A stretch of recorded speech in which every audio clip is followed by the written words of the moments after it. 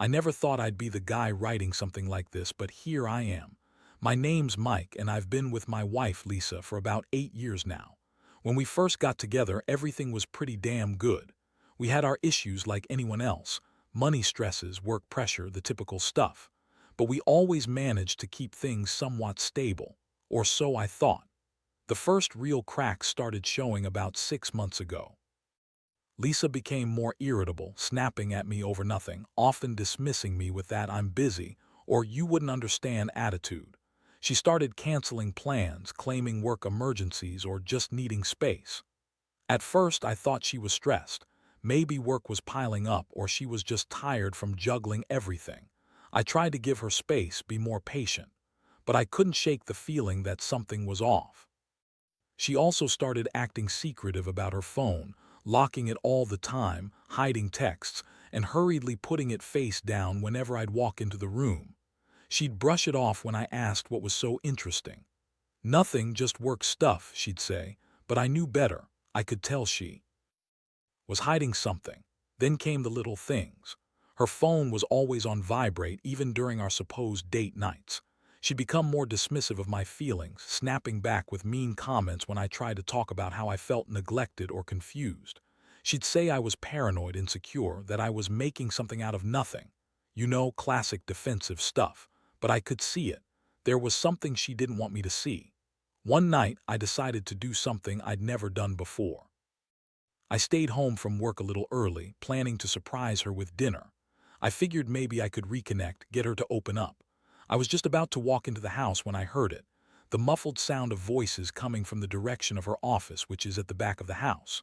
I froze for a second, my stomach sank. I could hear her voice and wait, another man's voice. Not just talking, but laughing, joking, and then something more, the unmistakable sound of a kiss, or was it? I couldn't tell at first. My heart started pounding so damn hard I thought it might burst. I moved closer slowly, trying to listen, trying to understand what was really happening. What I heard was her, Lisa, bitchy and confident, whispering, "You know I can't wait to see you tonight, babe. I need you so bad." And then the other guy, who I later found out was our therapist, yeah, our counselor, the guy we trusted to help us communicate better, said something like, "You've got me hooked now. Can't wait to see what you do to me later." I could hardly breathe. I was stunned. How could she be so brazen? How could she cheat with the guy who was supposed to help us fix our marriage? I backed away slowly, fighting every instinct to run into that room and tear everything apart.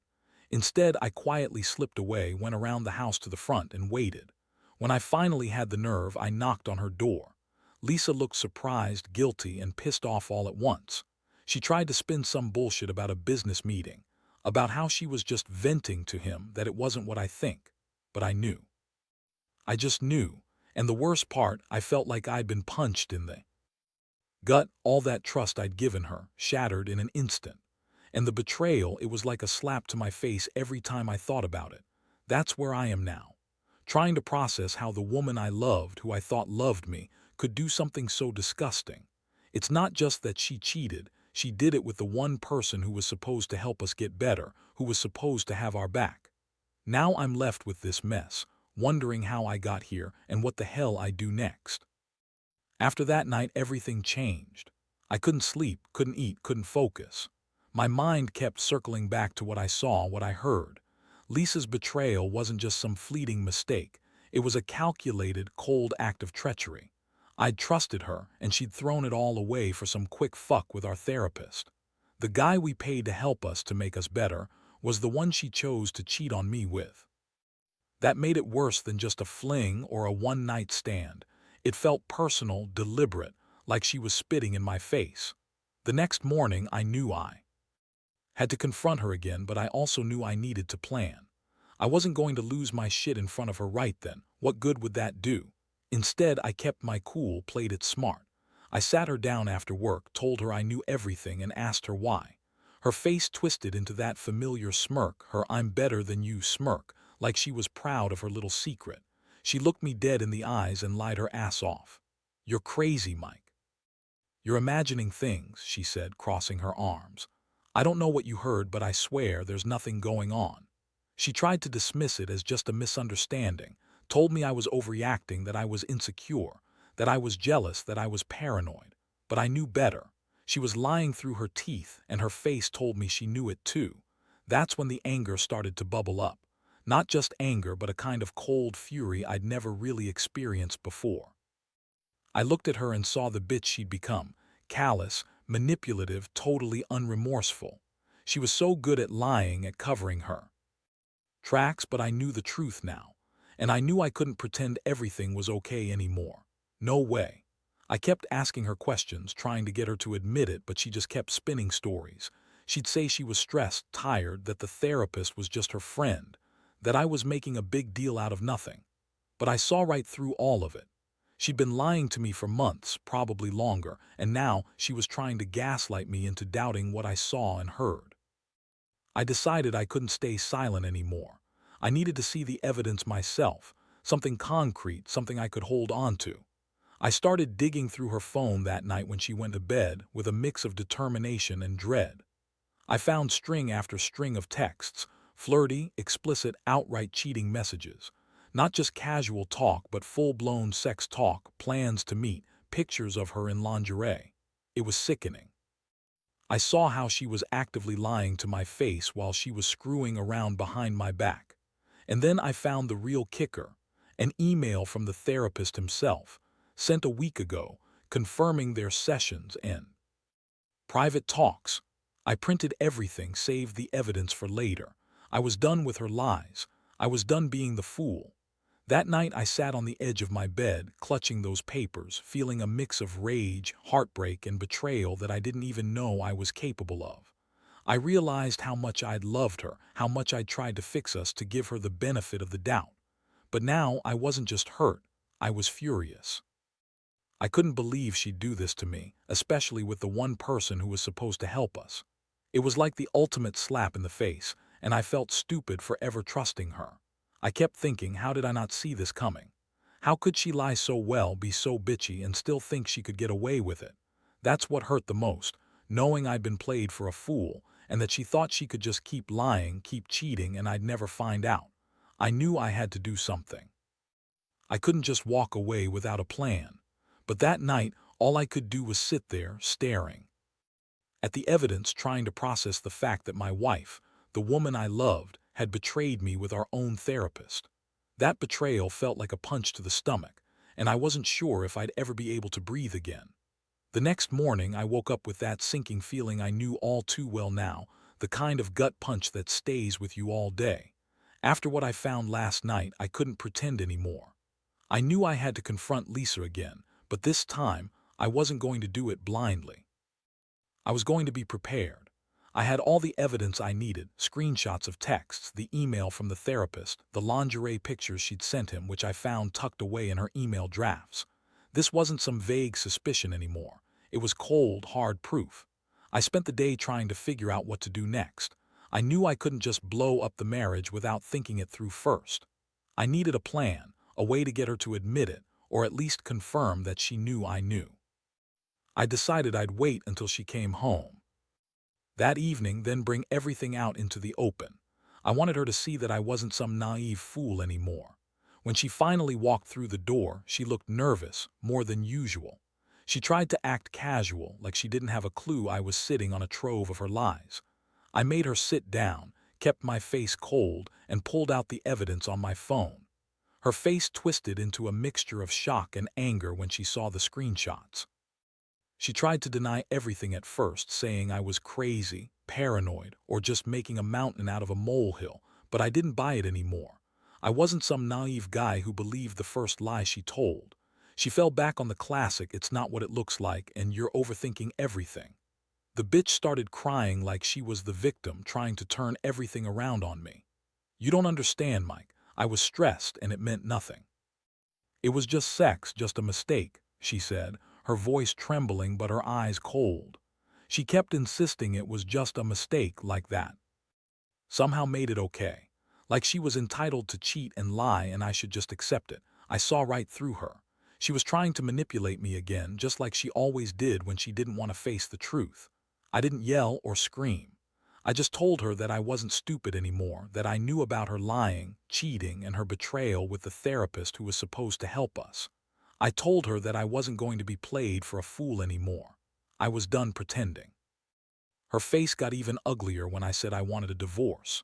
She yelled, called me every name in the book, accused me of being insecure, jealous, controlling. But honestly, I didn't care. I'd heard enough. The woman I married was gone, replaced by this manipulative, bitchy woman who thought she could do whatever she wanted and get away with it. That night I packed a bag. Not because I wanted to leave her immediately, though I thought about it, but because I knew I had to get some space, clear my head. I told her I'd be staying at my brother's place for a few days. I needed to think, to process what had happened, and I needed to figure out how to move forward from this mess. I never thought I'd be the guy walking out on his wife, but I also never thought she'd cheat on me with our therapist. That's a level of betrayal I never saw coming, and honestly, it's left me feeling shattered. In the days that followed, I looked back at everything and tried to understand what went wrong. Part of me kept wondering if I was to blame. Was I not paying enough attention? Was I too easy on her? But deep down, I knew her actions were on her. She chose to cheat, to lie, to manipulate. No excuse could cover that. And as much as it hurt, I felt a strange sense of relief. I was finally done pretending things were okay when they were. Now I'm here trying to rebuild myself. I've started seeing a counselor, another kind, I swear, and I'm trying to focus on me for once. I don't know if I'll ever fully forgive her, or if I'll want to, but I do know I deserve better than that kind of betrayal. I hope anyone reading this who's going through something similar learns that trust, once broken, is hard to repair. And sometimes, the only real choice is to walk away and start over. Because if she was willing to cheat with the very person who was supposed to help us, what else was she capable of? That's the question I keep asking myself. It's been a few weeks since I found out everything, and honestly, I still feel like I'm in some kind of fog. The initial shock has given way to a dull ache, like a wound that's trying to heal but keeps bleeding underneath. I've been staying at my brother's place, just a little space to breathe, to get my head straight. It's weird, though, because even after all this, I catch myself wondering if I missed some signs, if I somehow contributed to this mess. But deep down, I know better. No matter how much I question myself, the truth is clear. She betrayed me. She lied, cheated, and did it with someone I trusted, our therapist. I can't help but replay the moments in my head, the nights I stayed up worrying, the times she brushed me off or snapped at me for asking questions. That bitchy smirk she threw at me when I confronted her with the evidence still haunts me. I keep remembering how she tried to turn it around, how she acted innocent and betrayed me as if I was the one in the wrong. That's the thing that gets under my skin the most, her ability to lie so convincingly, like she was some victim instead of the manipulative, selfish woman she's become. I've also been thinking about the therapist. Yeah, that guy, Dr. Connor. The guy we were paying to help us fix our communication issues. Turns out he was just a pawn in her game. I found out from a friend that he's known for this kind of thing, sleeping with clients, especially vulnerable ones. It's disgusting. I can't believe I ever trusted that guy, that I ever thought he was genuinely there to help us. Instead, he was just a willing participant in her little game of betrayal. The thought of him, of her together, physically, emotionally, makes me sick. How could someone so supposedly professional stoop to this level? It's like I was blind. Now I'm starting to see how deep this goes. She always was bitchy, aloof, and manipulative, but I never really saw her true colors until now. I thought we could work through anything, that maybe I wasn't enough, but that she loved me. Turns out she didn't love me at all. She just wanted the thrill, the escape, the control. And she used the therapist to fuel her ego, to get what she wanted behind my back. That realization is what hurts the most. She used her pretending to care about communication and working on ourselves as a cover for her secret affairs. I've been meeting with a lawyer too, trying to figure out the next steps. I don't want to rush into anything, but I know I can't stay in this limbo. I want her out of my life, out of my head. I want to move on, to find some kind of peace. Still, every time I hear her name or see her face, I get this mix of anger and sadness. It's like I have these two competing emotions. Part of me still loves her, or at least loved her, but that same part feels so betrayed it's hard to breathe. That bitchy, manipulative side of her was always there, but I never thought she'd do this. And then there's the question of how I'll ever trust again if I ever can. The betrayal has left a scar I don't know how to heal. I keep thinking about the good times, the plans we made, the future I envisioned with her. It's all shattered now, replaced by this bitter truth. I know I have to let it go. I have to accept that she was never who I thought she was, that she was just pretending all along. It hurts to admit that, but it's the only way I can start rebuilding myself. Honestly, I'm tired of feeling this way. I want to be done with the pain, done with the betrayal. I want to move on, even if it's just to a place where I can breathe and trust myself again. I realize I should have seen the signs. I should have known she was capable of this, but I guess I was too blind or too in love to see her for who she really was. Now, I'm just trying to hold it together, trying to figure out what my next move is. I don't want to be a victim forever, but right now, I feel like one. Every day is a struggle to keep my head above water. It's been a few more weeks since I moved out, and honestly, I've been doing a lot of thinking, trying to process everything, trying to figure out what it all means. Sitting in my brother's spare room, surrounded by his clutter and his old memories, I realized just how much my life has changed in such a short amount of time. I used to think I knew the woman I married, Lisa. She was bitchy at times, yes, but I thought she loved me. Turns out she was just pretending. She was using me, using our marriage, and that therapist. Well, he was just another pawn in her game. The first thing I did was cut off contact. No texts, no calls. I don't want to hear her voice, don't want to see her face. It's too raw, too painful. I've been seeing a counselor myself, trying to put the pieces back together. Honestly, it's not easy. I never thought I'd be here, broken like this, wondering how I got so blindsided by the woman I loved. The betrayal, knowing she cheated with the therapist who was supposed to help us, hits different. It's a level of deceit I didn't think was possible. I keep asking myself, why would she do this? I keep coming back to the same answer, because she's selfish, manipulative, and probably hated the idea of us fixing things. She probably wanted to keep the chaos going, keep control, keep that thrill of sneaking around. The truth is, she never cared about us, about me or her. She cared about herself and her damn ego. That realization hurts more than I can say. It's like my entire marriage was a lie, and I was just another fool who believed her. I've started thinking about what I want next. Honestly, I don't see much point in trying to save what's broken beyond repair. I don't think I can ever trust her again, not the way I used to. I want to build a new life, one where I'm not constantly looking over my shoulder, second-guessing the people around me. I've told myself I deserve better than someone who cheats behind my back, with my own therapist, no less. That thought makes me sick, but it also makes me realize I need to move forward, not stay stuck in this nightmare. I've also been reflecting on what I could have done differently. Maybe I was too easygoing, too trusting. Maybe I should have seen the signs sooner. But then again, how could I have? She was so good at hiding everything. That bitchy, manipulative side of her was always there, but masked behind charm and sarcasm. I guess I just never wanted to see it. Now I see it clearly, and it's ugly. The hardest part is the emotional roller coaster. One day I feel angry, the next I feel numb. Sometimes I cry, sometimes I just stare at the walls trying to block out the pain. I keep thinking about how I invested so much of myself into this marriage, my time, my energy, my trust, and how she threw it all away. It's infuriating. But I also know I can't dwell on her betrayal forever.